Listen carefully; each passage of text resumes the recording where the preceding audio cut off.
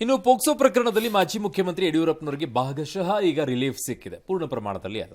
ತಮ್ಮ ವಿರುದ್ಧದ ಪ್ರಕರಣವನ್ನು ರದ್ದು ಮಾಡಬೇಕು ಹಾಗೂ ನಿರೀಕ್ಷಣಾ ಜಾಮೀನನ್ನು ಮಂಜೂರು ಮಾಡಬೇಕು ಅಂತ ಸಲ್ಲಿಸಿದ್ರು. 2 ಅರ್ಜಿಗಳ ವಿಚಾರಣೆಯನ್ನು ಕೋರ್ಟ್ ನಡೆಸಿತು. ಸಕ್ಷಮ ನ್ಯಾಯಾಲಯದ ಸಂಜ್ಞೆ ಆದೇಶವನ್ನು ವಜಾ ಮಾಡಿದೆ. ಯಡಿಯೂರಪ್ಪ ಅವರಿಗೆ ಷರತ್ತುಬದ್ಧ ನಿರೀಕ್ಷಣಾ ಜಾಮೀನನ್ನು ಮಂಜೂರು ಮಾಡಿದೆ. ಇದರಿಂದ ಯಡಿಯೂರಪ್ಪನವರು ಸದ್ಯಕ್ಕೆ ನಿರಾಳರಾಗಿದ್ದಾರೆ, ಬಂಧನ ಭೀತಿಯಿಂದ ಬಚಾವಾಗಿದ್ದಾರೆ. ಆದರೆ ವಿಚಾರಣೆಯನ್ನು ಮುಂದುವರಿಸುವಂತೆ ಆದೇಶವನ್ನು ಕೊಟ್ಟಿದೆ.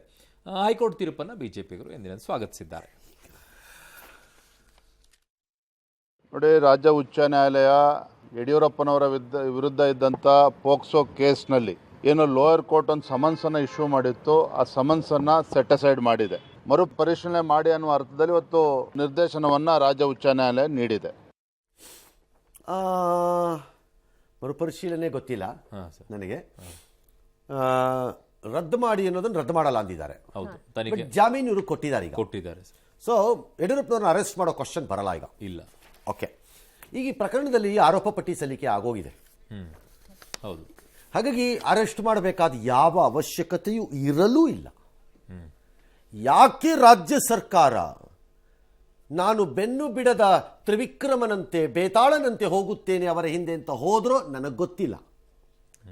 ಆರಂಭದಲ್ಲಿ ಆರೋಪ ಬಂದಾಗಲೇ ಅವ್ರನ್ನ ಯಾಕೆ ಬಂಧಿಸ್ಕೊಳ್ಳಿಲ್ಲ ಅನ್ನೋದು ನನಗೆ ಗೊತ್ತಿಲ್ಲ. ಆಮೇಲೆ ನಾವು ಬಂಧಿಸಬೇಕು ಅಂತ ಎದ್ದೇಳು ಮಂಜುನಾಥ ಅಂತ ಎದ್ದು ಓಡಿದ್ರಲ್ಲ ಇವರು, ಯಾಕೆ ಓಡಿದ್ರು ಅಂತ ನನಗೆ ಇವತ್ತಿಗೂ ಅರ್ಥವಾಗಿಲ್ಲ. That is where I suspect Congress high command played a role. ಅವತ್ತು ಆರೋಪಿತರ ಮೇಲೆ ಕೊಟ್ಟ ಹೇಳಿಕೆ ಇಲ್ಲ, ಸಿದ್ದರಾಮಯ್ಯ ಸರ್ಕಾರ ಅಥವಾ ಡಿ ಕೆ ಶಿವಕುಮಾರ್ ಸಾಫ್ಟ್ ಆಗಿದ್ದೀರಿ ಎನ್ನೋ ಆರೋಪವನ್ನು ಹೈಕಮಾಂಡ್ ತಗೊಂಡು ಹೋಗಿದ್ದಾರೆ ಕೆಲವರು. ಇವರಿಬ್ಬರದು ಅಡ್ಜಸ್ಟ್ಮೆಂಟು ಅಂತ. ಅದಕ್ಕೆ ಹೈಕಮಾಂಡ್ ತಿರುಗಿ ಬಿದ್ದಿದೆ. ಅದರ ಪರಿಣಾಮ ಇವರು ಕೆದಕಿ ಎಲ್ಲ ಎತ್ಕೊಂಡು ವಾಪಸ್ ಓಡಿದ್ರು. ಕೋರ್ಟು ಒಪ್ಪಲಿಲ್ಲ. ತಡವಾಗಿದೆ, ತಡ ಆಯ್ತು, ಒಪ್ಪಲಿಲ್ಲ. ಚಾರ್ಜ್ ಶೀಟ್ ಆಗೋಗಿದೆ. ಈಗ ಅರೆಸ್ಟ್ ಮಾಡಬೇಕಾದ ಅವಶ್ಯಕತೆ ಇಲ್ಲ. Next what?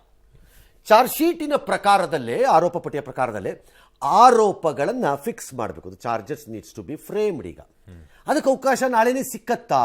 I have no idea. ಯಾಕೆ ಆರೋಪ ಪಟ್ಟಿಯನ್ನೇ ಈಗ ಯಡಿಯೂರಪ್ಪನವರು ಚಾಲೆಂಜ್ ಮಾಡ್ಬೋದು ಹೈಕೋರ್ಟಲ್ಲಿ. ಮತ್ತೆ he can go to high court and challenge the ಇದನ್ನ ಚಾರ್ಜ್ ಶೀಟ್ ಡಿಸ್ಮಿಸ್ ಮಾಡಿ ಚಾರ್ಜ್ ಶೀಟ್ ಅಂತ. ಸೊ ಅದೊಂದು ಸ್ವಲ್ಪ ದಿನ ನಡೀಬೋದು. ಚಾರ್ಜಸ್ ಮೇಲೆ ನಡೀಬೋದು, ಮತ್ತೊಂದು ನಡೀಬೋದು, ಮಗದೊಂದು ನಡೀಬೋದು. ಅಲ್ಟಿಮೇಟ್ಲಿ ನನಗನ್ಸೋದು ಟ್ರಯಲ್ ನಡೀಬೋದು ಈ ಕೇಸಲ್ಲಿ. ಯಾವತ್ತಿಗೆ ಏನಾಗುತ್ತೆ ನನಗೆ ಐಡಿಯಾ ಇಲ್ಲ. ಲಾಂಗ್ ಟರ್ಮ್, ಯಾಕಂದ್ರೆ ಹೈಕೋರ್ಟ್ ಆಗಬೇಕು, ಸುಪ್ರೀಂ ಕೋರ್ಟ್ಗೂ ಅವಕಾಶಗಳಿದಾವೆ. ಎಸ್. ಸೊ ಐ ತೀರ್ಪಿನಲ್ಲಿ ಏನಿದೆ ನೋಡೋಣ. ಇನ್ನೇನಿರಕ್ಕೆ ಸಾಧ್ಯ ಅದರಲ್ಲಿ? ಓಕೆ.